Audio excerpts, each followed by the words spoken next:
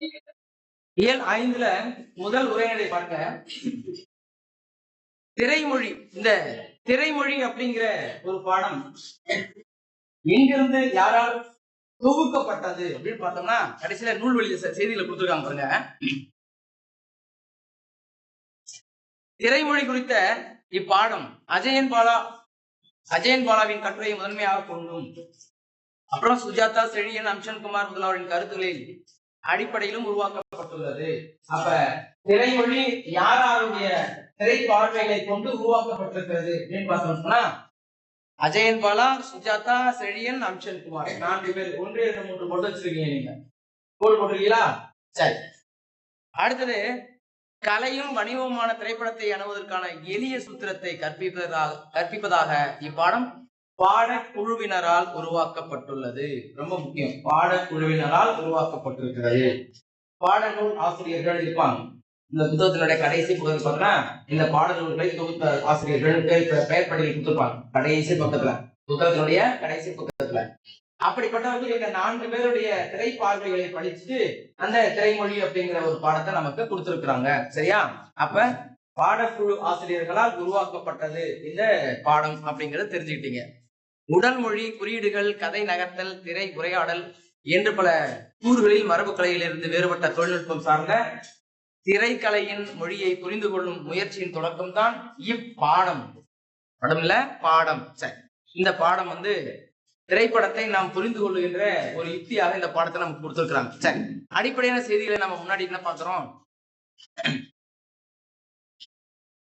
திரைப்படத்தினுடைய தொடக்கம் எவ்வாறு இருந்தது அப்படின்னு ஒரு 2 மதிப்புல கேட்டாங்கன்னா நீங்க சொல்லுவீங்க திரைப்படத்தினுடைய தொடக்கம் எவ்வாறு இருந்தது அப்படின்னு கேட்டா நீங்க சொல்லுவீங்க 1895ஆம் ஆண்டு டிசம்பர் 28ஆம் நாள் மாலை 5 மணி பிரான்சின் தலைநகரான பாரிஸில் கிராண்ட் கஃபே என்ற உணவு விடுதி முன்பாக பெரும் கூட்டம் கொட்டு மழையும் குலைவித்துக் கொண்டிருக்கிறது. ஏன்னா காலையில் வந்த ஒரு செய்தி, அதிசயம் பிறக்கிறது அப்படிங்கிற தலைப்புல ஒரு விளம்பரமானது வந்ததை தொடர்ந்து அங்கே மக்கள் கூடினார்கள். இப்படித்தான் திரைப்படம் முதன் முதலிலே காண்பிக்க பெற்றது அப்படிங்கிற செய்தி நம்ம பார்த்தோம். யார் அவங்க காட்டினவங்க? லூமியர் சகோதரர்கள். எந்த திரைப்படத்தை அவங்க காட்டினாங்க? ரயிலின் வருகை. ரயிலின் வருகை. அந்த ரயில் வருவதை கண்டு, திரையில் வருவதை கண்டு மக்கள் அலறடித்துக் கொண்டு வெளியே ஓடினார்கள் அப்படிங்கிற செய்தி நம்ம பார்த்தோம். ஏன்னா அந்த ரயில் நம் மீது மோதிவிடப் போகிறது என்று பயந்த மக்கள் திரையரங்கை விட்டு வெளியே ஓடினார்கள் அப்படிங்கிற செய்தி பார்த்தோம். அப்ப பிரான்ஸ் தலைநகர் எது அப்படின்னு கேட்டாங்கன்னா நீங்க சொல்லுவீங்க பாரிஸ். அங்க இருக்கக்கூடிய உணவு விடுதியில் தான் நமக்கு அதிசயம் பிறக்கிறது என்ற தலைப்புல ஒரு விளம்பரமானது சொல்லி அங்க வர வச்சிருந்தாங்க அப்படிங்கிற செய்தி நம்ம பார்க்கிறோம். அடுத்தது இந்த லூமியர் சகோதரர்களுக்கு முன்னோடியாக இருந்தவர் யார்? முன்னோடி தாமஸ் ஆல்வா எடிசன். அவர்தான் படம் பிடிக்கும் கருவியை கண்டுபிடித்தார். என்ன கருவியை கண்டுபிடித்தாரு? படம் பிடிக்கும் கருவியை கண்டுபிடிச்சார். சரி, இவர்கள் என்ன கண்டுபிடிச்சாங்க? லூமியர் சகோதரர்கள் திரையிடும் கருவியை கண்டுபிடிச்சாங்க. லூமியர் சகோதரர்கள் என்ன கண்டுபிடிச்சாங்க? திரையிடும் கருவியை கண்டுபிடிச்சாங்க. அடுத்தது இந்த திரையிடலில் கதையும் சொல்லலாம்னு ஒருத்தர் கண்டுபிடிச்சாரு. யாராவது? ஜார்ஜ் மெலி.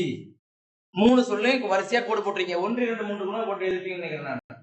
முதல்ல தாமஸ் ஆல்வா எடிசன், அதுக்கு கீழே அம்புகுறி கோட்டு லூமியர் சகோதரர்கள், அதுக்கப்புறம் ஜார்ஜ் மிலி அப்படிங்கறத நீங்க வரிசையா எழுதிருப்பீங்க. ரைட்.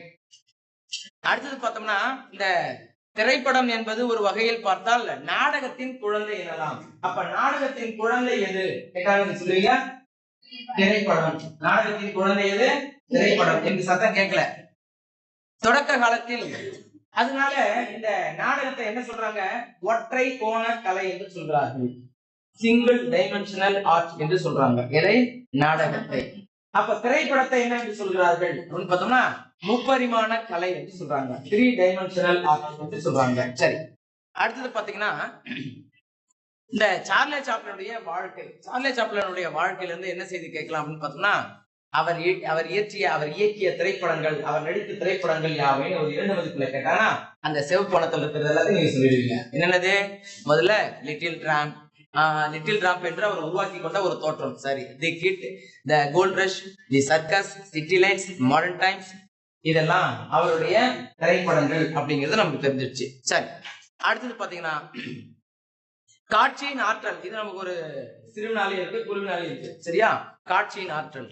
அப்ப காட்சியை ஒரு ஒரு முகவரியை சொல்லி கொண்டிருக்கிற போதே அதே திரையை நகர்த்தி நேரா அந்த முகவரியில கொண்டு போய் நிறுத்திடுவாங்க. இவங்க அந்த முகவரிக்கு கோவத்துக்காக பேருந்துல ஏறினாங்க, இறங்கினாங்க, திரும்ப கொஞ்ச தூரம் நடந்து போனாங்க, அந்த நடந்து போய் அந்த முகவரியை கண்டுபிடிச்சாங்கிற அந்த கதையெல்லாம் முகவரியை பார்த்தவுடன் அந்த முகவரியில் இருக்கக்கூடிய வீட்டு காட்டினோடனே இதெல்லாம் நமக்கு அந்த பார்வையாளர்களால புரிந்து கொள்ளப்படுகிறது. அப்ப அது எல்லாத்தையும் காட்ட வேண்டிய அவசியம் இல்லை. அதுதான் காட்சியினுடைய ஆற்றல் அப்படின்னு நமக்கு சொல்றாங்க. அடுத்தது இதுல பல்வேறு விதமான கூறுகள் இருக்கிறது. காட்சி மறைவு, அழிவு, கலவை, கூட்டு, இதெல்லாம் இருக்கு இல்லையா? அதெல்லாம் ஒவ்வொன்றும் ஒவ்வொரு 2 மதிப்பெண்கள், சரியா? ஒரு திரைப்படத்தை அழித்துக் கொண்டு இன்னொரு படம் வெளிவருவதற்கு என்ன பேரு? அழிப்பு. ஒரு படம் தெரிந்து கொண்டிருக்கிற போதே அப்படி மங்களாமாய் இருட்ட மாறுது, என்ன பேரு? காட்சி மறைவு. இருட்டா இருக்கிற பகுதி லேசா வெளிச்சமாயி அப்படியே மொத்த திரைப்படமும் தெரிவதற்கு காட்சி உதயம். அப்ப ஒரு காட்சி தெரிந்து கொண்டிருக்கிற போதே அப்படி இன்னொரு காட்சி அப்படியே மாறி மாறி தெரிவதற்கு என்ன பேரு? கலவை அல்லது கூட்டு அப்படின்னு பேரு, இல்லையா? இதெல்லாம் நமக்கு 2 மதிப்பெண். ஒவ்வொரு தலைப்பு 2 மதிப்பெண்ங்கிறத நீங்க குறிச்சு வச்சிருக்கீங்க. அடுத்தது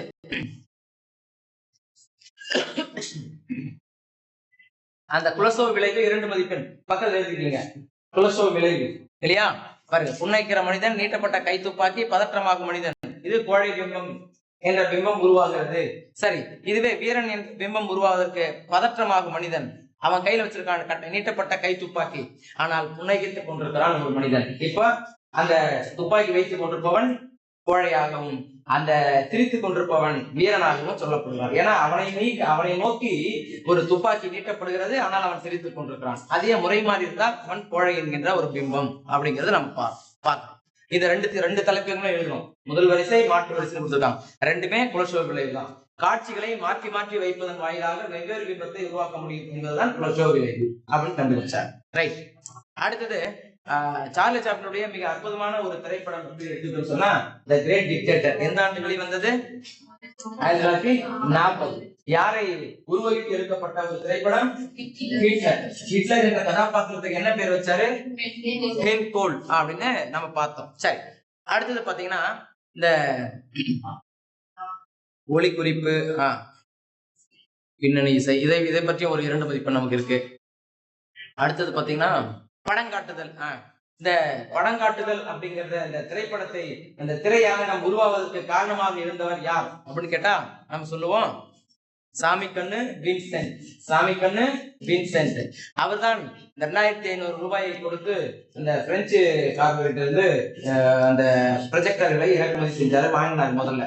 அதுக்கப்புறம் அவரு இந்தியா மட்டும் இல்ல, பாகிஸ்தான் போன்ற பல்வேறு நாடுகளுக்கும் சென்று திரைப்படத்தை திரையிட்டு காட்டியிருக்கிறாரு. அதுக்கப்புறம் தான் பல்வேறு ப்ரொஜெக்டர்களை இறக்குமதி செய்து அவரு திரையரங்கம் உருவாவதற்கு ஒரு அடித்தளமாக இருந்தவர் அப்படின்னு நமக்கு தெரியும்.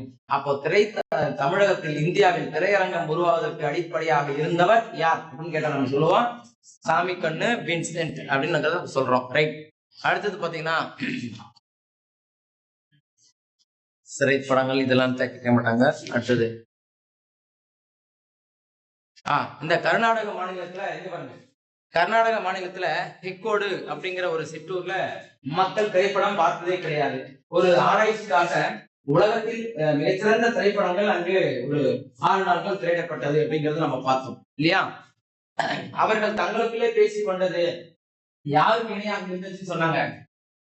திரைப்பட வல்லுநர்களுக்கு இணையாக அவருடைய உரையாடல் இருந்தது. அதிலிருந்து அவங்க தெரிஞ்சு கொண்ட செய்தி என்னன்னு கேட்டா, படிக்காத பாமரர்கள் கூட திரைப்படத்தை நன்கு புரிந்து கொள்கிறார்கள், உணர்ந்து கொள்கிறார்கள் அப்படிங்கிற விஷயத்தை அவங்க கண்டுபிடிச்சாங்க. இது மிகப்பெரிய ஒரு நம்ம கருத்து பரிமாற்றத்துக்கு மிகப்பெரிய ஒரு சாதனமாக இருக்கும் திரைப்படம் அப்படிங்கிற விஷயத்த அவங்க கண்டுபிடிச்சாங்க. எப்போது? 1977. எந்த மாநிலம்? கர்நாடக மாநிலம். அத கர்நாடகம் எழுதாம கர்நாடகம் எழுதிருக்காங்க. இலக்கணம் நமக்கு தெரியும், தனிக்குறையில் எடுத்து ரக ஒற்று வராதுன்றதால கர்நாடகம் எழுதிருக்காங்க. பழைய கர்நாடகம் கொடுத்திருப்பாங்க. சரி, அப்ப எந்த ஊர் அது? ஹெக்கோடு அப்படிங்கிற ஊர். 1977 கர்நாடக மாநிலம் ஹெக்கோடு. 6 நாள் உலகத்தின் மிக சிறந்த திரைப்படங்கள் என்ற செய்தியை நம்ம குறிப்பாங்க ஞாபகத்துக்கு வச்சுக்கிறோம். இதெல்லாம் 1 மதிப்பெண்கள் தான். அடுத்தது தெய்வமணி மாலை. தெய்வமணி மாலையினுடைய ஆசிரியர் யாரு? ராமலிங்க அடிகளார். வள்ளலார் என்றும் போற்றப்படுகிறோம். வள்ளலார் என்றும் நாம அவரை அறிகிறோம். சரி, ஆன்மநேய ஒருமைப்பாட்டையும் சமய ஒருமைப்பாட்டையும் ஒளி வழிபாட்டையும் முன்வைத்த சீர்திருத்த சிந்தனை உருவான இடம். வள்ளலாருக்கு சீர்திருத்த சிந்தனை உருவான இடம் எது? சென்னை. அடுத்தது அவரது சிந்தனைகளின் ஊற்றுக்களமாக இருந்த இடம் கந்தக்கோட்டம். ஊற்றுக்களம்னா ஒரே ஒரு பாயிண்ட், ஒரு புள்ளி, சரியா, மைய புள்ளி. அப்ப அவருடைய சிந்தனைகளின் ஊற்றுக்களமாக இருந்தது. ஏன்னா அந்த மனம் உருகி கந்தக்கோட்டத்துக்கு தான் போய் வேண்டாரு இல்லையா? ஒரு மையுடன் இணைந்து திருமலரடி நினைக்கின்ற உத்தமதன் உறவு வேண்டும் பாண்டாங்க. அதை கேட்டுக்கிட்டு இருந்தாங்க அண்ணன் தாண்டி, அண்ணனும் ஆசிரியரும் கேட்டுக்கிட்டு இருந்தாங்க. செய்தியா கூட நம்ம பார்த்தோம். அப்போ சிந்தனைகளின் ஊற்றுக்களம் என்று சொன்னால் என்னது? கந்தக்கோட்டம். அவரு சிந்தனை உருவான இடம், சீர்திருத்த சிந்தனை உருவான இடம் சென்னை. ரெண்டுத்துக்கும் வித்தியாசம் புரிஞ்சுங்க. சிந்தனை, சீர்திருத்த சிந்தனை உருவான இடம் அப்படின்னு கேட்டா அது சென்னை. அவருடைய சிந்தனைகளுடைய ஊற்றுக்களமாக ஒரே ஒரு மையப்புள்ளி இருந்துச்சு, அது கேட்டா கந்தக்கோட்டம் முருகன் கோவில் ஞாபகத்தில் வச்சுக்கிறீங்க. அடுத்தது சென்னையில் வாழ்ந்து வடலூர் சென்று ஆன்மீக மையத்தை ஏற்படுத்தினாரு. வடலூர். ஆனா அவரு பிறந்தது எங்க? சிதம்பரத்துக்கு அடுத்து இருக்கக்கூடிய மருதூர் அப்படிங்கிற ஒரு ஊர். பின்னாடி பார்க்கலாம். சரி, இந்த பாடம் ஒருமையுடன் தொடங்கக்கூடிய பாடல் எத்தனையாவது பாடல்? தெய்வமொழி மாலையில 8ஆம் பாடல். இவருங்க 8வது பாடல். தெய்வமொழி மாலையில எத்தனாவது பாடல்? 8வது பாடல்.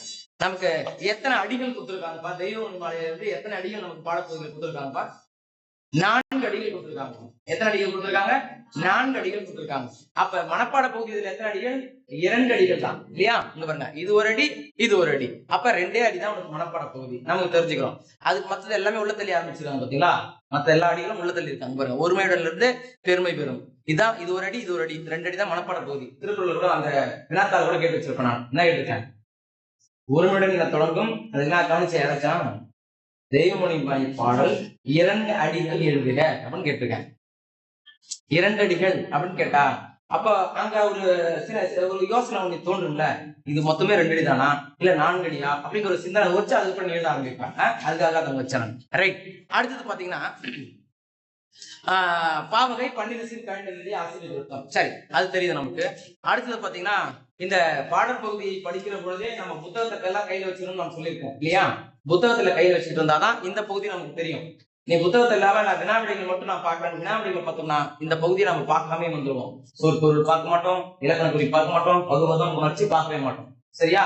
அதனால நீங்கள் புத்தகத்தை மேல எடுத்து வச்சுக்கிட்டு இந்த வினா படிச்சுட்டோம், அதுக்கு அடுத்து புத்தகத்துல என்ன இருக்குது அப்படின்னு நம்ம புரட்டிக்கிட்டே வரணும்.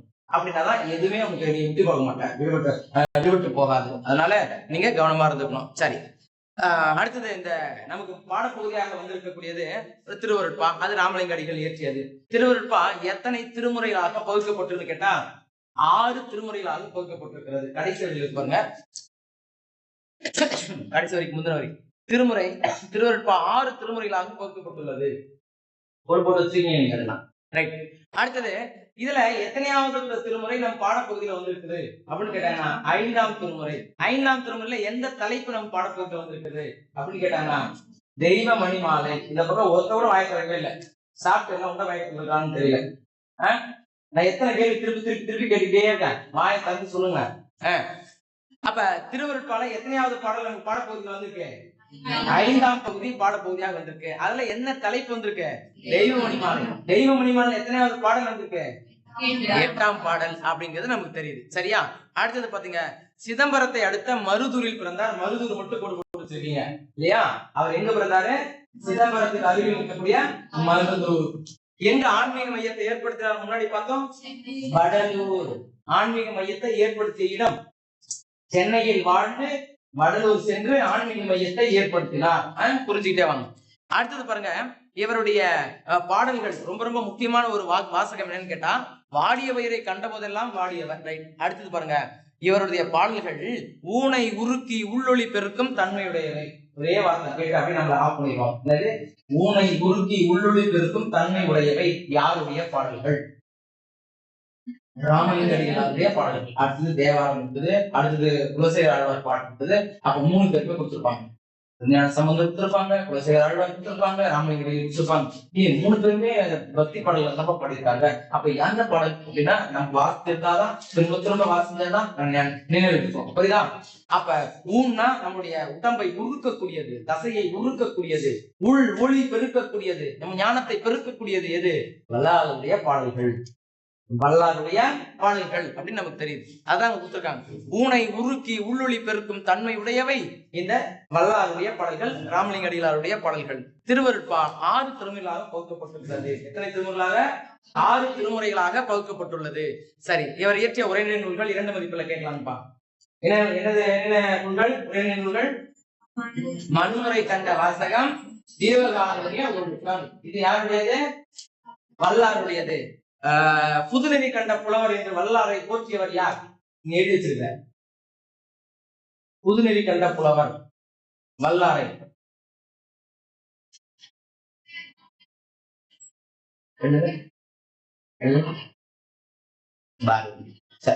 பாரதியார். அப்ப புதுநெறி கண்ட புலவர் என்று கூட அப்படியே நம்ம சொல்றோம். ரைட். அடுத்தது பாருங்க, பெருமாள் திருமொழி. இந்த பெருமாள் திருமொழி யார் ஆசிரியர் அப்படின்னு பார்த்தோம்னா குலசேகர ஆழ்வார். குலசேகரன் யாருன்னு தெரியுது. அந்த குலசேகரன் சேர நாட்டை சேர்ந்தவர். ரைட். அப்ப இங்க நமக்கு பாடப்பகுதி எதுக்காக கொடுத்துருக்காங்க அப்படின்னு பார்த்தோம்னா, இந்த பாடல் ஏற்கனவே நம்ம படிச்சிருக்கிறதுனால நமக்கு ரொம்ப எளிமையாக இருக்கு. ஏன்னா கீழோக்கில் நம்ம இதை படிச்சிருக்கோம். ஆமா தானப்பா? ரைட். மனப்பாட பகுதி கூட வேற. இதுல வித்துவக்கோடு என்னும் ஊர் கேரள மாநிலத்தில் பாலக்காடு மாவட்டத்தில் உள்ளது. வித்துவக்கோடு என்ற ஊர் எங்க இருக்கிறது அப்படின்னு கேட்டாங்கன்னா சொல்லுவோம், கேரள மாநிலம் பாலக்காடு என்கின்ற மாவட்டத்தில் உள்ளது. குலசேகர ஆழ்வார் அங்குள்ள இறைவனான உய்ய வந்த பெருமாளை அன்னையாக உருவகித்து பாடுகிறார். யாராக உருவகிக்கிறாரு? அன்னையாக. அப்போ ஆணை பெண்ணாக உருவகித்து பாடியவர் யார் கீழ்கண்டவற்றுள் அப்படின்னு கேட்டாங்கன்னா நம்ம சொல்லுவோம் குலசேகர ஆழ்வார். சரியா? அங்க இவரும் ஞான சம்பந்தர் வரலாம். அடுத்தது நமக்கு வந்து வரலாறு வரலாம் இல்லையா? அடுத்த ரச்சனை யாத்திரைக்கு அங்கே போயிடலாம். அதுக்கும் ஒரு உருவ காப்பி தான். அங்க உருவகம் நீங்க ரச்சனை யாத்திரைக்கு கூட நீங்க போவேன். சரியா? அப்ப கொஞ்சம் யோசிச்சு அதுக்கான பதில நம்ம சொல்லணும். அப்போ ஒரு இறைவனை அன்னையாக பாவித்து பாடியவர் யார்? அன்னையாக உருவகித்து பாடியவர் யார்? இப்படின்னு ஒரு சொல்லில ஏதாச்சும் குழப்பம் வைக்கிறதுக்கு முயற்சி பண்ணுவாங்கப்பா. அதனால கொஞ்சம் கவனமா இருக்கணும் நம்ம. சரிங்களா? அடுத்தது 4000 திவ்ய பிரபந்தம் அப்படிங்கிறது ஆழ்வார்கள் பாடிய பாடல்களுடைய தொகுதி. அதுல எத்தனை ஆயிரம் இருக்குதான்? 4000 இருக்குதான். அதனால்தான் 4000 திவ்ய பிரபந்தம் சொல்றாங்க. 4000 பாடல்கள். அதுல முதலாயிரத்துல 691வது பாசுரம். இவங்க சொல்றது பாடல் இல்லை, பாசுரம் என்று சொல்வார்கள் ஆழ்வார்கள். சரியா? ஆழ்வார்கள் பாடல் எப்படி சொல்றாங்க? பாசுரம் என்று சொல்கிறார்கள். அப்ப எத்தனையாவது பாசுரம்? 691வது பாசுரம் நம் பாடப்பகுதியில் இடம்பெற்றிருக்கிறது. 691வது பாடல் முதலாயிரத்தில் இருக்குது. சரி, இந்த பெருமாள் திருமொழி அப்படிங்கிற ஒரு நூல் இந்த முதலாயிரத்துல எத்தனையாவது நூலாக இருக்கிறது அப்படின்னு பார்த்தோம்னா 5ஆம் திருமொழியாக உள்ளது. அப்ப ஏராளமான நூல் வரிசையில இந்த 5வது நூலாக இருப்பது முதலாயிரத்துல 5வது நூலாக இருப்பது அப்படியே கேட்கலாம். என்ன கேட்டா முதலாயிரத்தில் 4000 முதலாயிரத்தில் 5வது நூலாக இருப்பது யாருடைய நூல் அப்படின்னு கேட்கலாம் இல்லையா? அல்லது என்ன நூல் அப்படின்னு கேட்கலாம். பெருமாள் திருமொழி 5வது நூலாக இருக்கிறது. சரியா? அதுல 691வது பாசுரம் பாடல் நமக்கு பாடப்பகுதியாக வந்திருக்கிறது. சரி, இந்த 4000 பிரபந்தத்தில் இருக்கக்கூடிய அந்த பெருமாள் திருமொழி எத்தனை பாடல்களை உள்ளடக்கியது? 105 பாடல்களை உள்ளடக்கியது. பெருமாள் திருமொழி எத்தனை பாடல்களை உள்ளடக்கியது? 101 பாடல்களை 105 பாடல்களை உள்ளடக்கியது. சரி, இவருடைய காலம் 8ஆம் நூற்றாண்டு. அப்படி பெருசா 8 போட்டு ஒரு வட்டம் போட்டு வச்சுங்க. திருப்பின உடனே 8 வந்து ஞாபகத்தில் இருக்கணும். 8 போட்டு ஒரு வட்டம் போட்டுருக்கீங்களா? ரைட். அதுக்கப்புறம் பாருங்க, தேவாரம். மகிழ்ச்சியை பகிர்ந்து கொள்ளும் நாகரிகத்தின் வெளிப்பாடு கோவில் திருவிழா. மகிழ்ச்சியை பகிர்ந்து கொள்ளும் நாகரிகத்தின் வெளிப்பாடு எது அப்படின்னு கேட்டாங்க. நீங்க சொல்லுவீங்க கோவில் திருவிழா. கோவில் சரியா? கோயில் சரியாப்பா? பலமுறை நம்ம பார்த்துட்டோம். எது? கோவில் தான் சரி. கோயில் என்பது பேச்சு வழக்கு. சரி, அடுத்தது பார்க்கலாம். கோவில் ஒரு ஊரின் பெருமைக்குரிய அடையாளங்கள் ஒன்று. அதனால்தான் கோவில் இல்லா ஊரில் குடியிருக்க வேண்டாம் என்று சொல்வார்கள். கோவில் இல்லா ஊரில் குடியிருக்க வேண்டாம் என்று சொல்வார்கள். சரி, அதுக்கப்புறம் இங்க திருமயிலை அப்படிங்கிறாங்க. மயிலை என்பது என்ன ஊருப்பா? மயிலை. மயிலாப்புரை. மயிலை என்று சொல்வது எவ்வகை மொழி? மறுமொழி. வகை மொழி மறுமொழி. கோயம்புத்தூரை கோவை என்று சொல்வது, திருச்சிராப்பள்ளியை திருச்சி என்று சொல்வது, மாமல்லபுரத்தை மல்லை என்று சொல்வது, திருநெல்வேலியை நெல்லை என்று சொல்வது, இதெல்லாம் என்னது? மறுமொழி. தஞ்சாவூரை என்று சொல்வது. அங்கு பங்குனி உத்திர விழா கொண்டாடுறாங்க. அந்த விழாவுக்கான ஏற்பாடுகள் நடந்துகிட்டு இருந்து அந்த விழாவை காணாமல் போகிறியோ பூம்பாவை என்று பூம்பாவை விழித்து சொல்வதாக இந்த பாடலானது அமைந்திருக்கிறது. பூம்பாவை உயிரோடு இருந்தாங்களா? அப்ப இறந்து போயிருந்தாங்களா? அப்ப இறந்து போயிருந்தாங்க. எந்த வழியில இருந்தாங்க? சாம்பல் வழியில் இருந்தாங்க. அவர் இந்த பதிகத்தை மட்டிட்ட முன்னை என்று சொல்லக்கூடிய அந்த பாடலை எடுத்து பாடுகிற பொழுது அந்த சாம்பலில் இருந்த அந்த பூம்பாவாய் என்ன பண்ணாங்க? பெண்ணாக எழுந்து வந்தாங்க அப்படிங்கிற செய்தி சொல்லியிருக்காங்கன்னு பார்த்தோம். இது ஒரு மதிப்புல கேட்கலாம். முத்து பல்லக்கில் தேவாரம் தந்த திருஞான சம்பந்தர். இந்த முத்து பல்லக்கு, முத்துக்களால் தூக்கப்பட்ட பல்லக்கு, இதுனா பேரு பல்லக்கு இல்லையா? இந்த பல்லக்குல உட்கார்ந்து இருக்கிறது யாரு? திருஞான சம்பந்தர். சரி, இந்த திருஞான சம்பந்தர் இப்படி முத்து பல்லக்குல உட்கார்ந்து இருக்கிற மாதிரி இருக்கிற ஓவியம் எங்க இருக்கிறது? திருநெல்வேலி இருக்குது. இது எத்தனாம் நூற்றாண்டு ஓவியம்? 17ஆம் நூற்றாண்டு ஓவியம். எங்க இருக்குது? திருநெல்வேலியில இருக்கு. எத்தனை நூற்றாண்டு? அப்ப முத்து பல்லக்குல யார் உட்கார்ந்து இருக்கிறது? பல்லக்குங்கிறது இங்க உட்கார்ந்துட்டு இருப்பாங்க. நிறைய பேர் இந்த பக்கம் பிடிச்சி தூக்கிட்டு போயிட்டு இருப்பாங்க இல்லையா? நிறைய பேர் தூக்கிட்டு போவாங்க. சரி, அடுத்தது இது ரொம்ப முக்கியமான ஒரு பகுதிப்பா. இங்க பாருங்க, நீங்க உங்களுக்கு புத்தகத்துக்கு பின்னாடி குருவினா இருக்குது. என்னது? ஒளி விழா, களி விழா. இது பாடப்பகுதியில இருக்கு, புத்தக விழா இருக்குது. அது ரெண்டுத்தையும் அப்படியே தூக்கிட்டு மலி விழா, பலி விழா விளக்குக அப்படின்னு கேட்பாங்க. அப்படி இது புத்தக விழாவே கிடையாது. ஆனா புத்தகத்தில் இருக்குது அது மாதிரி விழா இல்ல? ஆமா. நீங்க களி விழா என்றால் திசைதோறும் அதை எழுச்சி தருகின்ற விழா என்று சொல்லுவீங்க. அடுத்தது ஒளி விழா என்றால் ஆரவார விழா என்று சொல்லுவீங்க இல்லையா? அடுத்தது பாருங்க, பலி விழா என்றால் திசைதோறும் பூசையிடும் பங்குனி உத்திர விழா அப்படின்னு சொல்றோம். திசைதோறும் பூசையிடுகின்ற ஒரு பங்குனி உத்திர விழா தான் இந்த பலி விழா என்று நம்ம சொல்றோம். அப்புறம் மலி விழா என்று சொன்னால் விழாக்கள் நிறைந்த ஒரு ஊர் என்பது பொருள். மலி விழா என்றால் விழாக்கள் நிறைந்த, மலிந்த அப்படின்னா மிகுந்த, நிறைந்த என்பது பொருள். எது? விழா. அப்ப விழாக்கள் நிறைந்த என்பது பொருள். புரியுதா? ரைட். அப்ப இதுல இருந்து வேற என்ன கேட்கலாம்? பொருள் கூறு கேட்கலாம். மடநல்லார் என்பா இளமை பொருந்திய பெண்கள். மடநல்லார் என்பது இளமை பொருந்திய பெண்கள். திரும்ப இதுல கேள்வி கேட்டா சொல்லுவீங்களா? இதுல இருந்து கேட்டா சொல்லுவீங்களா? சரி, அடுத்தது மாமயிலை இலக்கண குறிப்பு. பூம்பாவை இங்க நமக்கு பூம்பாவாய் இலக்கண குறிப்பு தருக. அவ்வளவுதான். பூம்பாவையை பூம்பாவா என்று கூப்பிடுறாங்க. மக்கள் என்பதை மக்கால் என்று சொல்வது, மக்கால் என்று சொல்வதற்கு விழி வேற்றுமை. சரியா? மகன் என்பவனை மகனே என்று அழைப்பது விழி வேற்றுமை மாதிரி பூம்பாவை என்பவளை பூம்பாவாய் என்று அழைப்பது விழி வேற்றுமை. விழி என்பது தொடர். சரி, அடுத்தது பாருங்க, இது ஒரு 4 மதிப்பெண்பா. இது கட்டாயமா இதுல இருந்து வினாக்கள் உனக்கு இருக்கும், ஞாபகம் வச்சுக்கங்க. அப்ப மயிலாப்பூரின் சிறப்புகள் யாவை அப்படின்னு கேட்டாங்கன்னா, இலக்கியங்கள் குறிப்பிடுகின்ற மயிலாப்பூரின் சிறப்புகள் அப்படின்னு இது எத்தனை வரிசை எடுத்துறீங்க? புரியுதா? மடலார்ந்த தெங்கின் மயிலை, இருளகற்றும் சோதி துண்மயிலை, கற்றார்கள் ஏற்றும் கவாலிச்சரம், கண்ணார் மயிலை கவாலிச்சரம், கருஞ்சோலை சூழ்ந்த கபாலிச்சரம், மங்குள் மதித்தவழும் மாட வீதி மயிலாப்பூர், ஊர்திரை வேலை உலாவும் உயர் மயிலை என்று இந்த சிறப்புகள் எல்லாம் ஒரு 7 சொல்லியிருக்கிறாங்க. குறைந்தபட்சம் ஒரு 5, 6 நம்ம எழுதணும். ஒரு சிறுவினா குருவினாக்கள் கேட்டாங்கன்னா ஒரு 3 அல்லது 4 எழுதினா போதும். ஆனால் சிறுவினாவும் கேட்டான்னு சொன்னா மொத்தத்தை தான் நீங்க எழுதணும், ஞாபகம் வச்சுங்க. அடுத்தது மயிலை பதிகத்தில் காணப்பெறும் விழாக்கள். இது பொறுத்தவரை அடிக்கடி கேட்டுக்கிட்டே இருக்காங்க. இப்ப நீங்க பார்த்த 2 வினாத்தாலுமே இது ஒண்ணு இருந்துச்சு இல்லையா? அதுல பலமுறை இடம்பெற்றது மாசி என்பது கடலாட்டு விழா அப்படின்னு கொடுத்துருக்காங்க. சரியா? இங்க பாருங்க, ஐப்பசி மாசத்தில் கொண்டாடப்படுகிறது ஓண விழா. ஐப்பசியில் ஓண விழா, கார்த்திகை தீபம் இல்லையா? விளக்கு திருவிழா, ஞாபகம் வச்சிருப்பேன். மார்கழி திருவாதிரை விழா. மார்கழி என்றால் திருவாதிரை விழா. மார்கழி, தை, மாசி, பங்குனி உத்திர விழா. பங்குனி உத்திர விழா. சரி, அடுத்தது பாருங்க, பாடப்பகுதியாக வந்திருக்கக்கூடிய பகுதி 2ஆம் திருமுறை. மொத்தம் எத்தனை திருமுறைகள் இருக்கின்றன கேட்டா நீங்க சொல்லுவீங்க 12 திருமுறைகள் இருக்கிறது. அங்க இருக்கக்கூடியது திருவருப்பாக மட்டும் உரியது. எங்க சைவ சமயத்துக்கு உரியது. சரியா?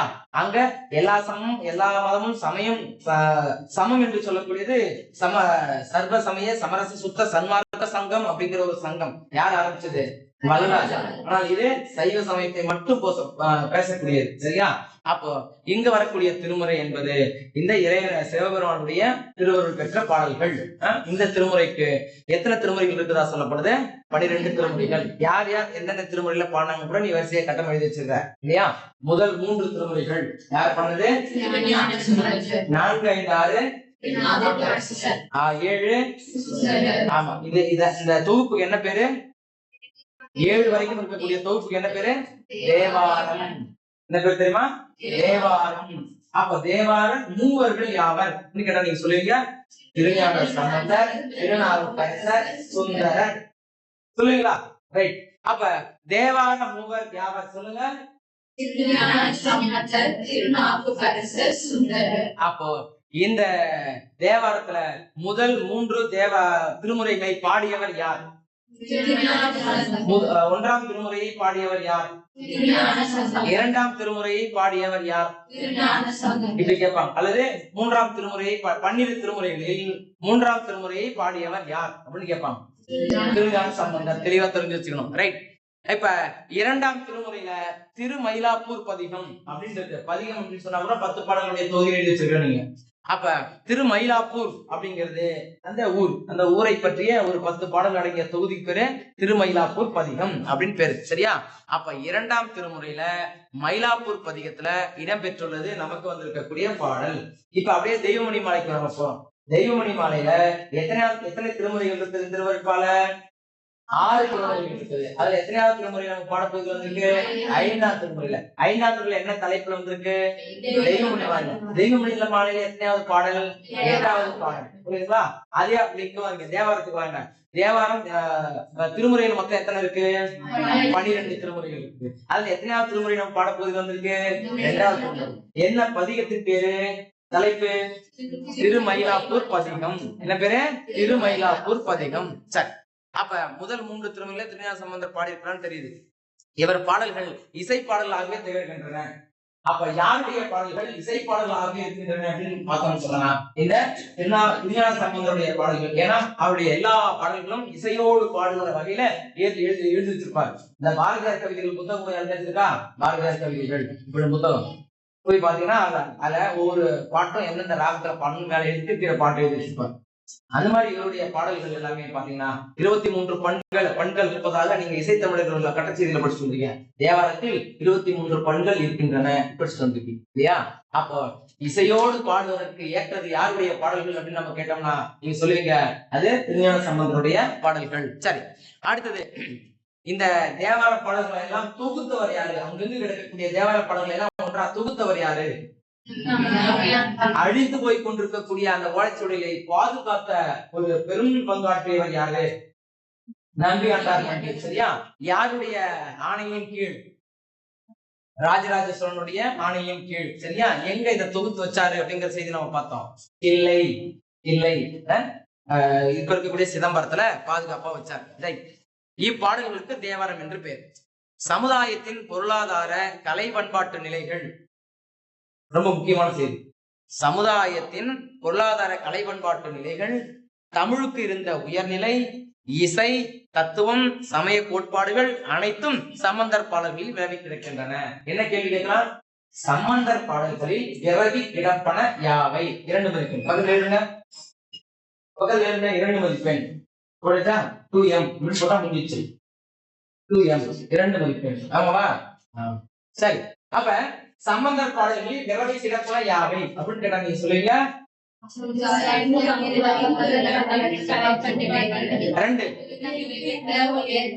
3 4 5 கரகரகரன்னு சொல்லக்கூடாதுன்னு தனித்தனியா வந்துகிட்டு இருக்கேன். எனக்கு தேவை மொத்தத்தையும் படிச்சு முடிச்சேன். சரி, அப்ப 2 மதிப்புல கேட்டா எழுதிருவீங்க அப்படித்தானே? ஆமா, ரைட். அடுத்தது பாங்க, நடிகர் திலகம். யார் நடிகர் திலகம்? யாரு? சிவாஜி கணேசன். யாரு? சிவாஜி கணேசன். நடிகர் திலகம்னா அப்படி யோசிக்கிற பயங்கரமா வேற ஒரு பேர் வந்துச்சா? யாரு பேர் வந்துச்சா? பாலச்சந்திரன் சொல்லிக்கடா. சரி, ஓகே. இப்ப நடிகர் திலகம் அப்படின்னா யார சொல்றாங்க? சிவாஜி கணேசன். சரி, அதுக்கப்புறம் இந்த நடிகர் திலகம் அப்படிங்கிற ஒரு துணைப்பாடத்தை நமக்கு தந்தவர் யாரு? பாலச்சந்திரன் சொல்லிக்காடு. எந்த நூல்ல தந்தாரு? சிதம்பர ஸ்மரண அப்படிங்கிற நூல்ல. அதை தமிழாக்கியவர் யார்? கேவி சைலஜா. கேவி சைலஜா அவங்க வீட்டுக்காரருக்கு கூட பக்கத்துல எழுதி வச்சுக்கிறார். என்னது? பவா செல்லத்துறை. ரிகார்ட்ஸ் கூட இருக்கான்னு கூட நம்ம பார்த்துமேப்பா. காவிக்காரு ஆமா தானே? பவா செல்லத்துறை. சரி, அவங்க வீட்டுக்காரர். ரைட். அவங்க திருவண்ணாமலை வச்சுட்டு இருக்காங்க ரெண்டு பேருமே. சரி. அடுத்தது பாருங்க, இந்த நடிகர் திலகம் சிவாஜி கணேசன் என்று சொல்லக்கூடியவர். அவருடைய இயற்பெயர் என்ன அப்படின்னு கேட்டா நம்ம சொல்லுவோம், இயற்பெயர் சிவாஜி கணேசன். பிசி கணேசன். என்னது? பிசி கணேசன். விழுப்புரம் சின்னையா மன்றாயர் கணேசன் இருக்கு, பக்கத்துல இருக்கு. அடுத்த பக்கத்துல போட்டு வச்சிருக்கீங்க. சரி, அப்ப விழுப்புரம் சின்னையா மன்றாயர் கணேசன். அதுக்கப்புறம் தான் அதான் அவருடைய பெயராக இருக்கிறது. இங்க பாருங்க, கணேசன் பிறந்த ஊர் விழுப்புரம். பக்கே 118 பாருங்க, முதல் வரியா தான். 118 முதல் வரியா தான் இல்ல. அப்ப சிவாஜி கணேசன் பிறந்த ஊர் எது? விழுப்புரம் அப்படின்னு சொல்லியிருக்காரு. சரிங்களா? எல்லாம் பாட போகிறேன். ஆனா உண்மை வந்து சூரக்கோட்டை அப்படிங்கிறது அது தெளிவு. சரி, இங்க நீங்க பாடப்பகுதியில் நீங்க எழுதிருக்கீங்க. தஞ்சாவூர் மாவட்டம் சூரக்கோட்டையில அவர் பிறந்ததாக வரலாறு சொல்லுது. ஆனா இவர் வந்து விழுப்புரத்துல பிறந்ததா சொல்லியிருக்கிறாரு. நம்ம இதையே நம்ம ஞாபகம் வச்சுக்குவோம். அதனாலதான் விழுப்புரத்தில் பிறந்ததுனால அவங்க அப்பா பேர் சின்னையா மன்றாயர் என்பதனால விழுப்புரம் சின்னையா மன்றாயர் கணேசன். அதான் பிசி கணேசன் என்பது பேரு. பிசி கணேசன் எவ்வாறு சிவாஜி கணேசன் மாறினாரு? சத்ரபதி சிவாஜி யாரு? அறிஞர் அண்ணாவுடைய நாடகத்துல சிவாஜியாக வேடமிட்டு நடித்தவர் இந்த பிசி கணேசன். அதை பார்த்த யாரு? பெரியார் சொல்றாரு, ஏய் நீ இனிமேல் பிசி கணேசன் கிடையாது, நீ சிவாஜி கணேசன். சிவாஜி அப்படியே தத்ரூபமா கொண்டு வந்து எங்க முன்னாடி காட்டுறான் நீ. அதனால இனிமேல் நீ பிசி கணேசன் கிடையாது, யாரு? சிவாஜி கணேசன் சொன்னாரு. அந்த பெயரே அவருக்கு இன்றளவும் நிலைத்திருக்கிறது. சரி, அடுத்தது பாத்தீங்கன்னா வேற என்ன செய்யல, யார் யார் வராங்க அப்படிங்கறது பாக்குறோம். என்னை போல் சிவாஜி நடிப்பார், ஆனால் என்னால் தான் சிவாஜி போல் நடிக்க முடியாது என்றவர் மார்லன் பிராண்டோ இல்லையா? ஹாலிவுட் நடிகர். ஹாலிவுட் நடிகர். முதல் பக்கத்திலே கடைசியில கட்டம் போட்டு செய்தி இருக்கும். இங்க பாருங்க, இங்க இருப்பாங்க, முன்னாடியே இருக்கு இல்லையா? ஆமா, இதெல்லாம் நமக்கு கேட்பாங்க, ஒரு மதிப்புல கேட்பாங்க, அடிக்கடி கேட்டதுனால இது மார்லன் பிராண்டோ. என்னை போல் சிவாஜி நடிப்பார், ஆனால் என்னால் தான் அவரை போல் நடிக்க முடியாது. ஆமாவா? ஆமாவா? என்னை போல் சிவாஜி நடிப்பார், ஆனால் சிவாஜியை போல் தான் என்னால் நடிக்க முடியாது. யார் சொன்னது? மார்லன் பிராண்டோ அப்படின்னு ஒரு ஹாலிவுட் நடிகர் சொல்லியிருக்கிறார். ரைட். அடுத்தது, சிவாஜி கணேசன் பெற்ற விருதுகள் யாவை? 2 மதிப்புல உங்களுக்கு கேட்பாங்க. சிவாஜி கணேசன் பெற்ற விருதுகள் யாவை ஒன்னு ஒரு 2 மதிப்புல கேட்பாங்க. நாம ஒரு 4 எழுதிருவோம். அடுத்தது பார்த்தோம்னா இது நம்ம பார்த்தாச்சு. சிதம்பர ஸ்மரண அப்படிங்கிற தலைப்புல எழுதினார் பாலச்சந்திரன் சொல்லிக்காடு. அதுக்கப்புறம் கேவி சைலஜா அப்படிங்கிறவங்க கேரளாவை சேர்ந்தவங்க. அவங்க அதனால மலையாளம் தமிழும் அவங்க கைவர தெரிஞ்சதுனால அதனால அவங்க அதை மொழிபெயர்த்தாங்க அப்படிங்கிற செய்தி நமக்கு தெரியுது. உலக பிரசித்தி பெற்ற ஒரு நடிகனாக மாற்றியது எந்த திரைப்படம்பா? சிவாஜி கணேசன். வீரபாண்டிய கட்டபொம்மன் முதல் படம் தான் பராசக்தி. சரியா?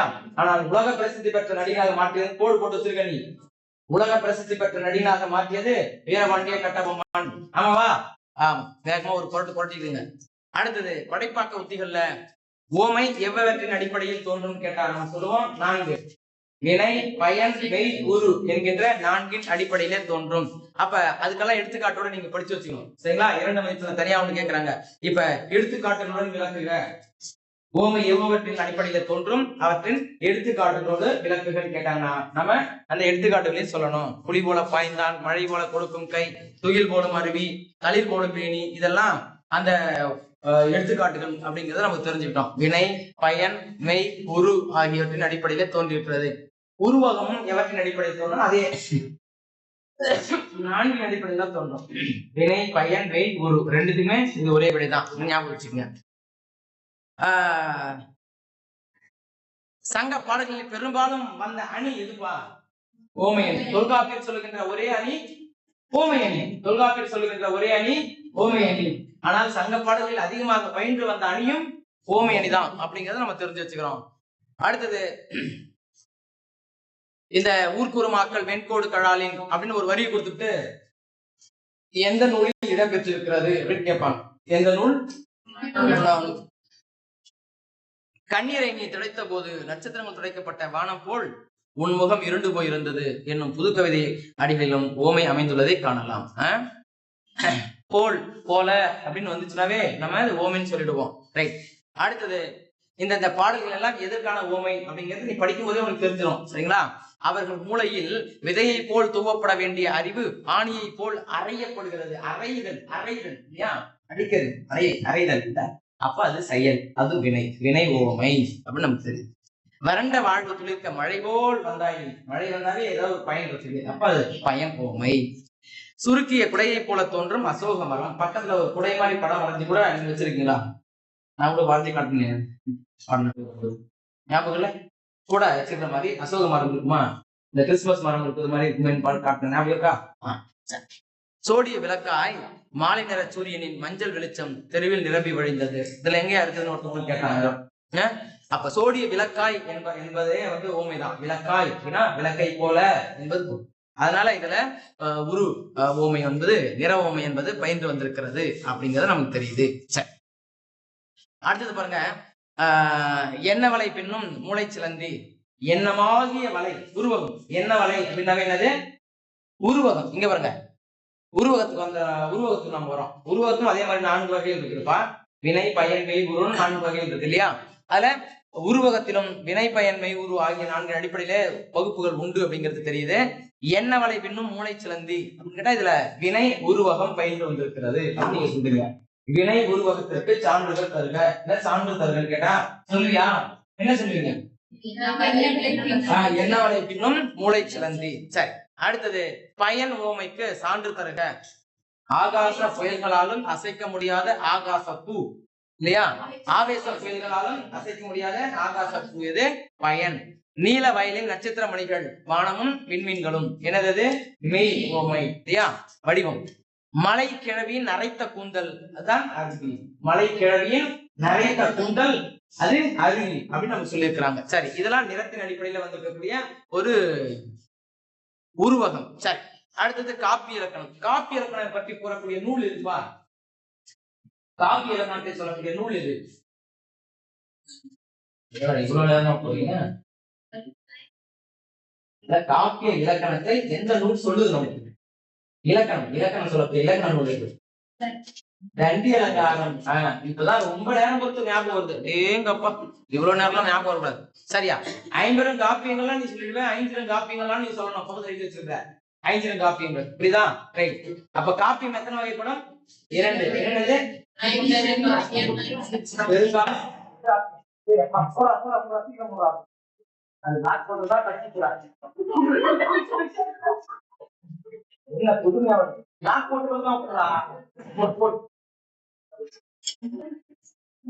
இவன் மறந்து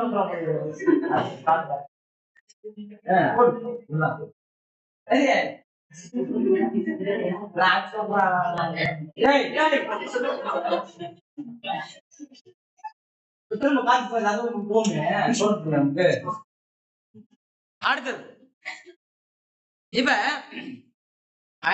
பெருங்காப்பியம். காப்பியங்கள் 2 வகையில் இருக்கு தெரியுது. பெருங்காப்பியம், சிறுகாப்பியம் என்று 2 இருக்கு. அப்போ பெருங்காப்பியம்னா 50 காப்பியங்கள் தெரியும். சிறுகாப்பியம்னா 5 காப்பியங்கள் தெரியும். இந்த காப்பியத்துக்கான இலக்கணத்தை வரிசைப்படுத்துவது தண்டி அலங்காரம் அப்படிங்கிற ஒரு நூல். சரியா? அதுல 50 காப்பியங்கள் என்ற சொற்றொடரை முதல்ல பயன்படுத்தியவர் மயிலைநாதர் அப்படிங்கிறத நீங்க கோடு வச்சிருக்கீங்க. முன்னாடியே கொடுப்பாங்க. சரி, சீவை தாமரா காலத்துக்கு முந்தையே இருந்தது அப்படிங்கறத நம்ம பாக்குறோம். நன்னூலுக்கு உரை எழுதிய மயிலைநாதர் தம் முறையில் 50 காப்பியம் என்ற சொற்றொடரையும் தமிழோடு தூது பாடிய புலவர் அந்நூலில் பஞ்சகாப்பியம் என்னும் தொடரும். அடுத்தது பொருள் தொகை நிகண்டு அப்படிங்கிறது, அப்புறம் திருத்தணிகை உலா ஆகிய நூல்களும் பெருங்காப்பியம் 5 என குறிப்பிட்டு அவர்களின் பெயர்களையும் சொல்லுகிறது. அப்போ பொருள் தொகை நிகண்டு என்பதும் திருத்தணிகை உலா என்பதும் 50 காப்பியங்கள் என்ற வகையை சொல்லிட்டு வரிசையாக அதன் பெயர்களை குறிப்பிட்டு சொல்லியிருக்கிறது. அப்ப 50 காப்பியங்கள் என்ற ஒரு அந்த 5 பெரிய காப்பியங்களை வரிசைப்படுத்தி சொன்ன நூல் எது நீங்க சொல்லுவீங்க? பொருள் தொகை நிகண்டு சொல்லக்கூடிய திருத்தணிகை உலா என்கின்ற நூல்களும் அப்படிங்கிறது நமக்கு தெரியும். சரி, அடுத்தது சிறுகாப்பியங்கள் 5 என்ற வழக்கம் யார் காலத்தில் இருந்தது? யார் காலத்துக்கு முந்தைய இருந்ததுன்னு பார்த்தோம்னா தீவை தாமோதரனார் காலத்திற்கு முன்பே இருந்தது. சரியா? அவருடைய காலம் கீழே கொடுத்திருக்காங்க 1895. சரி, காப்பியத்தை குறிக்கும் பிற பெயர்கள் 2 மதிப்பெண்கள் போல் போட்டு வச்சிருக்கீங்க. அது ஒரு 2 மதிப்பெண். காப்பியத்தை குறிக்கும் பிற பெயர்கள். அடுத்ததா திட்டம் சொன்னா காப்பிய சிற்றுறுப்புகள் அப்படின்னு பார்த்தோம்னா இங்க பாருங்க, காதை, சருக்கம், இளம்பகம், படலம் இதெல்லாம் சிற்றுறுப்புகள். காண்டம் என்பது பெரும்பிரிவு, பெரும்பிரிவு. சரியா? சிறுபிரிவு என்று சொல்லக்கூடியது இதெல்லாம் ஞாபகம் வச்சுக்கோங்க. அடுத்தது செய்யுளுடைய வகைகள் எத்தனை அப்படின்னா 4 செய்யுள் வகைகள் 4. இங்க பாருங்க, அணி இலக்கணத்தை கூறும் நூல்கள் முதன்மையானது தண்டி அலங்காரம். இந்நூல் முத்தகம், புலகம், தொகைநிலை, தொடர்நிலை ஆகிய செய்யுள் வகைகளையும் கூறுகிறது. இருக்கா? இங்க பாருமா, முத்தகம், புலகம், தொகைநிலை நீ கூட தனியா ஒரு எழுதி வச்சிருக்க பாருங்க. பெருசா பெரிய அட்டவணை போட்டு வச்சிருப்பேன், நானு தனியா எழுதி வச்சிருக்கீங்க. இது விளக்கமா நான் உங்களுக்கு தனியா சொல்லி வச்சிருப்பேன். புத்தகம் என்பது ஒரு பாட்டு ஒரு வினை முடிவது. அப்புறம் புலகம் என்பது பல பாட்டுகள் ஒரு வினை கொண்டு முடிவது. தொகைநிலை என்பது சொல்லக்கூடியது சொல்லாலும் பொருளாலும் தொடர்வது தொடர்நிலை செய்யுள். அப்புறம் அந்த தொடர்நிலை தொகைநிலை செய்யுள் என்பது 8 வகையாக தொகுக்கப்பட்டிருக்கிறது. அது பெயர், தொழில், காலம், அதுக்கப்புறம் இடம், அப்புறம் அளவு இப்படின்னு தொகுக்கப்பட்டிருக்கு. 8 நிலையில் எழுதி வச்சிருக்கீங்க. எழுதி வச்சிருக்கீங்களாமா? ரைட். அடுத்தது அப்ப செய்யுள் வகைகள் எத்தனை? 4. என்னென்ன செய்யுளுக்கு? முத்தகம், புலகம், தொகைநிலை, தொடர்நிலை. சரி, அப்ப பொருள் தொடர்நிலை. அந்த தொடர்நிலை செய்யுள் தான் 2 வகை இருக்குது. ஒன்று பொருள் தொடர்நிலை, சொல் தொடர்நிலை. பொருள் தொடர்நிலை செய்யுளுக்கு எடுத்துக்காட்டு தருக சிலப்பதிகாரம், கம்பராமாயணம். சொல் தொடர்நிலை செய்யுளுக்கு எடுத்துக்காட்டு தருக அந்தாதி இலக்கியங்கள். அந்தாதி இலக்கியங்கள். அப்ப கட்ட செய்திகளை நம்ம வாசிக்கிறோம், அது தெரியுது நமக்கு. அடுத்தது தண்டி அலங்காரம் கூறும் காப்பிய இலக்கணம். இங்க பாருங்க, காப்பிய இலக்கணத்துள் சில அப்படின்னு கொடுத்துருக்காங்க. மிக முக்கியமான செய்தின்னு ஒரு 2-3 நான் போட்டு சொல்லியிருப்பேன். அறம்பொருள், இன்பம், வீடடைதல், துர்மயனே அதெல்லாம் போட்டுருக்கீங்க இல்லையா? சரி, அப்ப அது ஒரு முறை வாசிச்சுக்கோங்க. அடுத்தது பாத்தீங்கன்னா பெருங்காப்பியத்திற்குரிய 4 வகை உறுதி பொருள்கள் யாவை? பெருங்காப்பியத்திற்குரிய 4 வகை உறுதி பொருள்கள் யாவை சொல்லுங்க நீங்க. என்னது 4 உறுதி பொருள்? அறம், பொருள், இன்பம், வீடு. அதான் நூல் பயன். சரியா? அறம், பொருள், இன்பம், வீடு அடைதல் நூல் பயனே அப்படின்னு சொல்லுவாங்க. அப்ப கேள்வி உங்கள்கிட்ட எப்படி கேட்பாங்க? பெருங்காப்பியத்திற்குரிய 4 வகை அல்லது பெருங்காப்பியத்திற்குரிய உறுதி பொருள்கள் எத்தனை, அவை யாவை? வினா திருக்குறளை இயற்றியவர் திருவள்ளுவர். திருக்குறளை இயற்றியவர் யார்? இப்படியே இருக்குன்னு எதிர்பார்க்காதீங்க. புரியுதா? உங்களுடைய புரிதல் இருந்துதான் வினாக்கள் இருக்கும். அப்ப இங்க பாருங்க, பெருங்காப்பியத்திற்குரிய 4 வகை உறுதி பொருள்களும் பிற உறுப்புகளும் முழுமையாக அமைய பெற்று விளங்கும் காப்பியம் சீவக சிந்தாமணியே. அப்ப கேள்வி எப்படி கேட்கலாம்? காப்பிய இலக்கணங்கள் முழுமையாக பெற்ற ஒரு இலக்கியம் எது, அதாவது பெருங்காப்பியம் எது கேட்டானா சீவக சிந்தாமணி. ஆனா 50 காப்பியங்கள் இருக்கு தெரியும். அப்ப பெருங்காப்பியத்துக்குரிய இலக்கணங்கள் அது நிரம்ப பெற்று இருப்பதனால 50 காப்பியங்கள் சொல்றீங்க. அப்ப அந்த 50 சிறந்தது ஒன்று சொன்னாது சீவக சிந்தாமணி ஞாபகப்படுத்துங்க. ரைட். அப்ப அதுல இருந்து வேறு விதமான கேள்வியை கேட்டாலும் நம்ம சொல்றது தயாரா இருக்கணும். சிறுகாப்பியம் அப்படிங்கிறது என்னது கேட்டா அறம், பொருள், இன்பம், வீடு ஆகிய 4 ஒன்றோ 2 குறைந்து வருவது. அவ்வளவுதான், இதான் சிறுகாப்பியம். பெருங்காப்பியம் 4 இருக்கணும் முழுசா. அதுல 1 குறைஞ்சிருந்தா சிறுகாப்பியம் தள்ளி கொடுறோம். அடுத்தது இந்த பாவிகம் என்பது காப்பிய பண்புன்னு நமக்கு 2 பேர் தான் கொடுத்துருக்காங்க வினாவிலையில. ஆனா நீங்க சிலப்பதிகாரத்துடைய பாவிகம், கம்பராமாயணத்துடைய பாவிகம் எழுதணும். இது கையில விட்டாங்க இருக்குன்னு யாரும் சொல்லக்கூடாது. சிலப்பதிகாரத்தினுடைய பாவிகம் என்று 3 கொடுத்திருக்காங்க பாருங்க. அரசியல் பிழைத்தோருக்கு அறம் கூற்றாகும், உரை சால்பத்தினை உயர்ந்தோர் இயக்குவர், ஊழ்வினை குறித்து கூட்டும், இதெல்லாம் சிலப்பதிகாரத்தினுடைய பாவிகம். கம்பராமாயணத்துடைய பாவிகம் திறனில் விளைவோர் இலையிடும் கெடுவ அப்படின்னு நம்ம கொடுத்துருக்காங்க. சரியா? அப்ப காப்பியத்தில் புலவன் வலியுறுத்த விரும்பும் கதை மாந்தர்களுடைய பண்பையே என்ன சொல்றாங்க? பாவிகம் என்று சொல்கிறார்கள். கதை மாந்தர்களின் பண்பை விளக்கக்கூடியதான் என்னது காப்பியம் பாவிகம் என்று சொல்றாங்க. அப்ப பாவிகம் என்பது காப்பிய பண்பு. இது தண்டி அலங்காரம் நூற்பா கொடுத்துருக்காங்களா? அதையும் செய்தி இந்த ஞாபகம் வச்சுக்கிறீங்க. அடுத்தது பாத்தீங்கன்னா மிக முக்கியமான ஒரு செய்தி பாருங்க. இந்த கட்டளை செய்தி 2 கட்ட செய்திகளும் விருத்தம் என்னும் ஒரு வகை செய்யுளால் அமைந்தவை சீவக சிந்தாமணியும் கம்பராமாயணம். விருத்தம் என்னும் ஒரு வகை செய்யுள். விருத்தம் என்னது? விருத்தம் என்பது காவலை ஆசிரியர் விருத்தம், அரிசியர் கழிநடை ஆசிரியர் விருத்தம் பார்த்தோம்னா ஆவியுடைய ஒரு இனம் இல்லையா? அந்த இனத்தால் பாடப்பட்ட முழுமையாக பாடப்பட்ட நூல் அப்படின்னு எடுத்து சொன்னா அது சீவக சிந்தாமணி, கம்பராமாயணம் அப்படிங்கிறது தெரிஞ்சுக்கிறீங்க. பாட்டும் உரைநடையும் கலந்து பல்வகை செயல்களில் அமைந்தது சிலப்பதிகாரம். அதனாலதான் பக்கத்துல எழுதி வச்சிருப்பீங்க, உரை இடையிட்ட பாட்டுரை செய்யுள் இருக்கு சிலப்பதிகாரம். இன்னொரு பேரு இல்லையா? ரைட். அடுத்தது பாருங்க, இந்த நூல் பட்டியெல்லாம் வந்து நம்ம பொறுத்துக்களை கேட்கலாம். பக்கத்துல பொறுத்துன்னு எழுதி முக்கியமானது போட்டு வச்சுங்க. என்ன கேட்பாங்க? பாரதியார் பாஞ்சாலி சபதம் பொன்னியாமல் எழுதிருவீங்க. பாரதிதாசன் பாருங்க, பாரதிதாசன் எழுதிய நூல்கள் யாவை அப்படின்னு கேட்பாங்க. பாரதிதாசன் பாடல்கள் நமக்கு இல்லையே, எப்படி கேட்கலாம்? நீங்க வந்து கேட்பாங்க, பாரதிதாசன் எழுதிய நூல்கள் யாவை கேட்டா நீங்க சொல்லுவீங்களா? பாருங்க, பாண்டியன் பரிசு, குடும்ப விளக்கு, எதிர்பாராத மொத்தம், சஞ்சீவி பர்வதத்தின் சாரல், வீரத்தாய், புரட்சி கவி, இதெல்லாம் அவருடைய நூல்கள். தெரிஞ்சு வச்சுக்கணும். 2 மதிப்பெண் பக்கத்துல. கவிமணி வினா, மருமக்கள் வழி மானியம் எங்க பட்சம்? மருமக்கள் வழி மானியம் தமிழர் குடும்ப மொழியில பட்சம் அங்க எழுதி வச்சிருக்கீங்க, மருமக்கள் வழி மானியம் இல்லையா? அதுக்கப்புறம் கண்ணதாசன் சொன்னாரு, ஆற்றத்தி ஆதிமந்தி, மாங்கனி, இயேசு காவியம், இதெல்லாம் கண்ணதாசனுடைய நூல்கள்.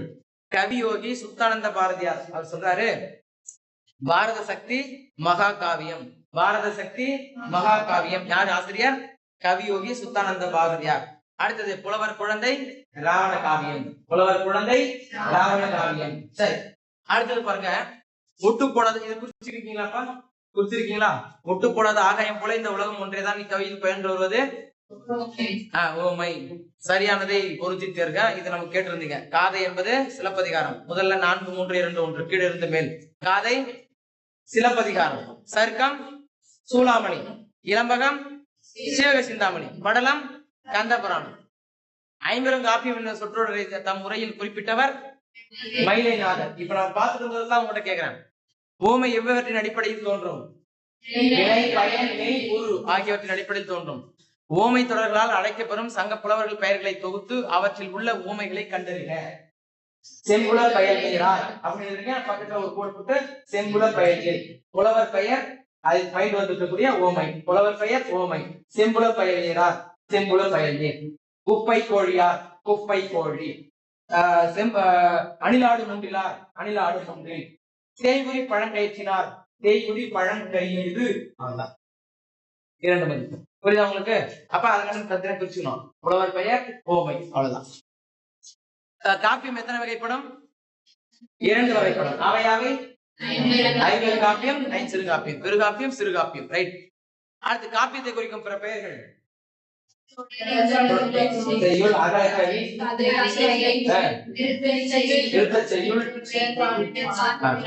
இதெல்லாம் காப்பியத்தை குறிக்கக்கூடிய பெயர்கள் எழுதுங்க. அடுத்தது காப்பிய சிற்றுறுப்புகள் சிலவற்றை இப்பதான் பார்த்தோம். என்னது?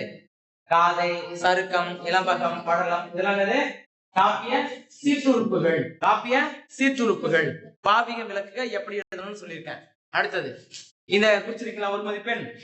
திரைப்படத்தில் கதையும் சொல்லலாம் என்று முதலில் நிகழ்த்தி காட்டியவர் மனித குலத்திற்கு தேவை போர் அல்ல, நல் உணர்வும் அன்பும் தான் என்பதை மையக்கருவாக கொண்ட சார்லி சாப்ளின் திரைப்படம் என்ற கூட்டுக்கு உரியவர் யார்? ஹென்கோல். அப்படின்னா அவர்தான் சொல்றாரு அந்த கூட்டு. அந்த ஹென்கோல் யாரை உருவகப்படுத்தி எழுதப்பட்ட படம் அப்படிங்கிறது நமக்கு தெரியுது. மாசி திங்களில் நிகழும் விழாவாக மயிலை பதிகம் குறிப்பிடுவது கடலாட்டு விழா. அடுத்தது உள்ளொன்று வைத்து புறம் ஒன்று பேசுவார், உணர்த்தும் பண்பு முரண் பண்பு. உள் புறம், உள்ளே வெளியே. உள்ளொன்று புறம் ஒன்று, உள்ளே வெளியே. எதிர் சொற்கள் தானே முரண் இல்லையா? அப்ப இதுல பயின்று வந்திருப்பது முரண் பண்பு. சரி, அடுத்தது பாருங்க, வாளால் அறுத்து சுடினும் இவ்வழியின் மூலம் குலசேகர ஆழ்வார் வெளிப்படுத்துவது மருத்துவம். ஆம். பின்னணி இசை படத்தின் காட்சி அமைப்புக்கு எவ்வாறு உயிரூட்டும் சான்று தருக. மருத்துவத்தில் மருந்துடன் அன்பும் நம்பிக்கையும் ஆற்றும் பாங்கினை எழுதுக. புத்தக விழாக்கள் ஒரே ஒரு பிழை கூட பண்ணக்கூடாது. கலிவிழா ஒளி விழா விளக்கம் தருக. தர்மமிகு சென்னையில் கந்த கோட்டத்து உள்வளர் தலமோங்கு கந்தவேலை தொடருக்கு பத உரை எழுதுக. ஒவ்வொரு பதத்துக்குமான உரை. அதுக்கு அதுக்கான விளக்கத்தை தெரிஞ்சிடும். அடுத்தது திரைப்படத்தின் காட்சி ஆற்றலை எடுத்துக்காட்டுடன் புலப்படுத்துக. காட்சியா ராமலிங்க அடிகள் கந்தவேலிதான் எத்தகைய உறவு வேண்டும் என கேட்கிறார். எப்படி எழுத வேண்டும் என்று சொல்லி சொல்லியிருக்காங்க. அந்த 2 செய்திகளை கொண்டு போயிட்டு அதுக்கு அடுத்த பக்கத்தில் இருக்கக்கூடிய செய்திகளோட ஒப்பிட்டு நாம் பார்க்கணும். மொத்தம் 7 செய்திகள் இருக்காங்க. சரியா? ஞாபகம் வச்சுங்க. அடுத்தது பங்குனி உத்திர திருவிழா நடைபெற்ற முறையை திருநீல சம்பந்தர் எவ்வாறு பதிவு செய்கிறார்? இந்த 4 வரிக்கான விளக்கம். அவ்வளவுதான். மாளாத காதல் நோயாளன் போல் என்னும் தொடரில் உள்ள ஓமை சுட்டும் செய்தியை விளக்குக. 4 செய்திகள். இதுல இந்த 3 நெடுவினாக்கள் பார்த்துக்கோங்க. அப்புறம் ரொம்ப முக்கியமான செய்தி, இந்த சோமசுந்தர பாரதியார் யாழ்ப்பாணத்துல இருந்து ஒரு கவிஞர் வராரு. எட்டயபுரத்துல ஒரு கவிதை போட்டி நடக்குது. 2 பேர் கலந்துருக்காங்க. யாரு? பாரதியார் சோமசுந்தரம் ஒருத்தர், சுப்பிரமணியன் ஒருத்தர், சோமசுந்தரம் ஒருத்தர். அதுல இவங்க 2 பேரும் பாட பாட்டு தான் முதல் பரிசு கொடுத்தாங்க. சரியா? அதுல முதல் பரிசு கொடுத்ததோடு மட்டும் இல்லாம பட்டம், பாரதி பட்டம் கொடுத்தாங்க. அதுல சுப்பிரமணியன் கொடுத்ததுனால சுப்பிரமணிய பாரதி, சோமசுந்தரம் கொடுத்ததுனால சோமசுந்தர பாரதி என்று அவங்க வச்சுக்கிட்டாங்க. அதுல சிறப்பா சொல்லணுங்கிறதுக்காக சோமசுந்தர பாரதியார், சுப்பிரமணிய பாரதியார் அப்படின்னு நம்ம வச்சுக்கோம். புரியுதாங்களா? அடுத்தது பாருங்க, அவருடைய நூல்கள்லாம் கட்டாயமா கேட்பாங்க. சோமசுந்தர பாரதியார் இயற்றிய நூல்கள் யாவை அப்படின்னு கேட்டானா, தசரதன் குறையும் கையை நிறையும், திருவள்ளுவர், சேரன் ராயமுறை, தமிழும் தமிழரும் முதலிய பல நூல்களை இவர் இயற்றியுள்ளார் அப்படின்னு நம்ம எழுதுறோம். சரிங்களா? இந்த நூல்களை எழுதி வச்சுக்கோங்க. அடுத்தது வ.உ.சி. சுப்பிரமணிய சிவா ஆகியோர் மீதான வழக்குகளில் அவர்களுக்காக வாதாடியவர் யார் அப்படின்னு கேட்டா நமக்கு இந்த சோமசுந்தர பாரதியார் தான். அப்புறம் வக்கீல் தொழில் செஞ்சுட்டு இருந்தாரு. வக்கீல் தொழிலை வச்சுட்டு அதுக்கப்புறம் அந்த வ.உ. சிதம்பரம் பிள்ளை நடத்திய கப்பல் நிறுவன சுதேசி கப்பல் நிறுவனத்துல போயிட்டு வேலையை செஞ்சுட்டாரு. சரியா? ரைட். அடுத்தது பாத்தீங்கன்னா அவ்வளவுதான். இந்த தமிழாக்கம் எழுதிட்டோம். இப்போ உட்காந்து எழுதிடணும். சரிங்களா? தமிழாக்கம் எழுதுங்க. இந்த இலக்கிய நயம் பாராட்டுக்க ஒரு முறை பாத்துங்க. நம்ம தரோம்னா இது சொல்லுங்க பார்க்கலாம். நேற்று அணையின் நீர்மட்டம் உயர்ந்து வருகிறது. அணையின் நீர்மட்டம் உயர்ந்து வருகிறதுனா அணையின் நீர்மட்டம் உயர்ந்து வருகிறது. எழுதுவீங்களா? இதெல்லாம் எழுதுவீங்களா? சரி. அடுத்தது களம். முதல் களம் என்னது பொருள்? இடம். இரண்டாவது களம் பாத்திரம். வளம் வலது பக்கம். வளம் செழுமை. வளமை செழுமை. புல் சிறிய தாவரம். அத புல். பறவை. உழை உழைத்தல். ஆமா. அப்புறம் உழை மன உளைச்சல். கான் காடு. இந்த கான் பார். ஊன் உணவு. ஊன் இறைச்சி. திண்மை தீமை. திண்மை வலிமை.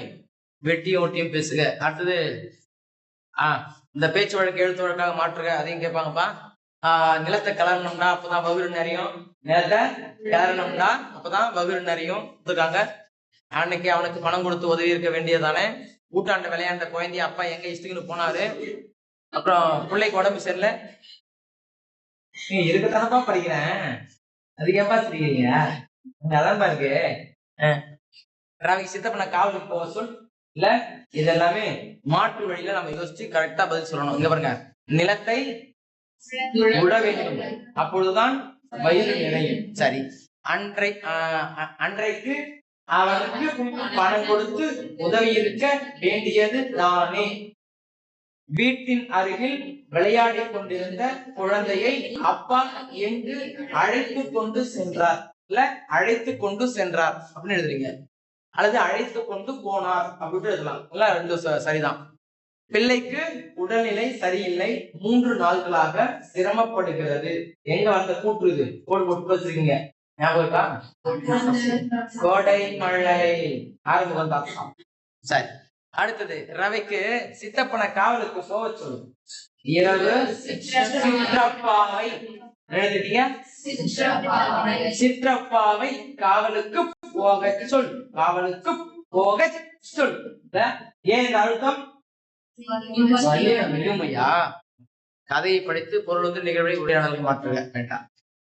ராஜா வந்திருக்கிறார் என்ற நூலின் ஆசிரியர் யார்? ராஜா வந்திருக்கிறார் யாரு? ராஜா வந்திருக்கிறார் என்ற நூலின் ஆசிரியர் யாரு? கு. அழகிரிசாமி. 2 பேரும் பார்த்திருக்கோம். கி. ராஜநாராயணன், கு. அழகிரிசாமி. என்ன ஒற்றுமை உங்க சொல்லுங்க? நான் கழிச்சு வேற ஒரே ஊர் சார்ந்தவங்க. ரைட். வேற ஒரே தெருவை சேர்ந்தவங்க. வேற 2 பேருமே ஒரே தெருவை சார்ந்தவர்கள். 2 பேருமே சாகித்ய விருது பெற்றவர்கள். ஒரே ஊரை சேர்ந்த சாகித்ய விருது பெற்றவர்கள் நீங்க 2 பேர் தான். ஒரே ஊர்ல. சரி. மொழியோடு விளையாடு. இது நமக்கு பாத்துங்க. அடுத்தது ஈட்டடி துளிப்பாவின் நிறைவு செய்க. இதெல்லாம் புத்தகத்தில் எழுதி வச்சுக்கோங்க. இது எப்படி எழுதணும்னு உங்களுக்கு தெரியும். இது குறிப்பு. இந்த துளிப்பை கொண்டு பத்தியாக எழுதுக. சங்க இலக்கியங்கள் என்பவை 8 தொகையும் 10 பாட்டும் ஆகும். அப்படியே அடுத்தது முற்றுப்புள்ளி வச்சுட்டு அங்கேயே தொடங்குறீங்க. பத்தியா எழுதணும் இல்லையா? அதில் எட்டு தொகை என்பவை அகம் புறம் அகம் புறம் என்ற 3 பிரிவுகளை உடையது. அதிலே அகம் சார்ந்த நூல்களாக சொல்லப்படுபவை நற்றிணை, குறுந்தொகை, ஐங்குறுநூறு, அகநானூறு, கலித்தொகை என்பவையும், புறம் சார்ந்த நூலாக சொல்லப்படுபவை பதிற்று பத்தும் புறநானூறும். அடுத்தது அகமும் புறமும் கலந்த நூலாக சொல்லப்படுவது பரிபாடல் அப்படின்னு முற்றுப்புள்ளி வச்சுட்டு, அடுத்தது 10 பாட்டிலே அகம் சார்ந்த நூல்களும் புறம் சார்ந்த நூல்களும் இடம்பெற்றிருக்கின்றன. அது அகம் சார்ந்த நூல்களாக சொல்லப்படுபவை காற்புள்ளி போட்டு பகுதியில் போய் ஒரே பத்தியா எழுதிடுவாங்க அப்படிங்கிறது உனக்கு செய்தி தெரியும். இருந்தாலும் ஒரு முறை அனைச்சுமா ஒரு பாட்டு பாட்டிட்டு போயிருங்க, அங்க என்ன சொல்லியிருக்காங்க அப்படின்னு பாருங்க. அடுத்தது பாருங்க, பெருமட் சொற்களை கண்டறிந்து தமிழ் கொடுத்துங்க. இதுல இருந்து நமக்கு கேட்பாங்க, இதுல ஏதாச்சும் ஒரு வாசகத்தை முழுசா கொடுத்துட்டு அந்த வாசகத்தை இந்த வாக்கியத்தில் அமைந்திருக்கக்கூடிய பெருமட் சொற்களை நீக்கி நல்ல தமிழில் உரையாடலாக எழுதுக அப்படின்னு நம்ம கேட்டாங்கன்னா நம்ம சொல்லுவோம், சர்க்கார் கொடுக்கும் சம்பளம் ஜீவனத்துக்கு போதுமா, அதற்குள் ஜீவனம் நடத்த முடியுமா என்று அவர் சிந்தித்தது கிடையாது. அதோடு வாக்கியத்தில் அமைந்துள்ள பெருமட் சொற்களை நீக்கி நல்ல தமிழில் எழுதுக அப்படின்னு 2 மதிப்பு கேட்கலாம். கவனமா ஞாபகத்தில் வச்சுக்க. சர்க்கார், அரசு, சம்பளம், ஜீவனம், சிந்தித்தது கிடையாது, சிக்க முடியாது, அவ்வளவுதான். மற்றது எல்லாத்தையும் நீங்க கோட் போட்டு வச்சிருக்கீங்க, அதெல்லாம் ஒரு முறை வேகமா வாசிச்சிருங்க. அடுத்தது படிப்போம் பயன்படுத்துவோம் இல்ல. ஆர்டிஸ்ட் கேட்கல, artist, animation, அசைவூட்ட, news reel, cinematography, ஒளிப்பதிவு, cinematography, sound effect, multiplex, complex, ஒருங்கிணைந்த வளாகம். எனது சுயசரிதை என்ற நூலின் ஆசிரியர். எனது சுயசரிதை, காப்பிய தமிழ், சினிமா ரசனை, உலக திரைப்பட வரலாறு 1, 2, 3, உலக திரைப்பட வரலாறு, பேசும் படம், உலக சினிமா. ஆமா, ராமலிங்க அடிகள் வரலாறு,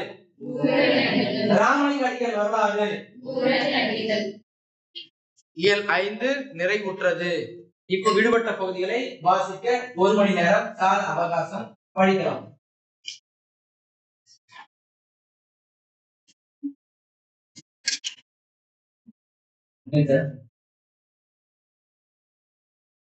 நன்றி, வணக்கம்.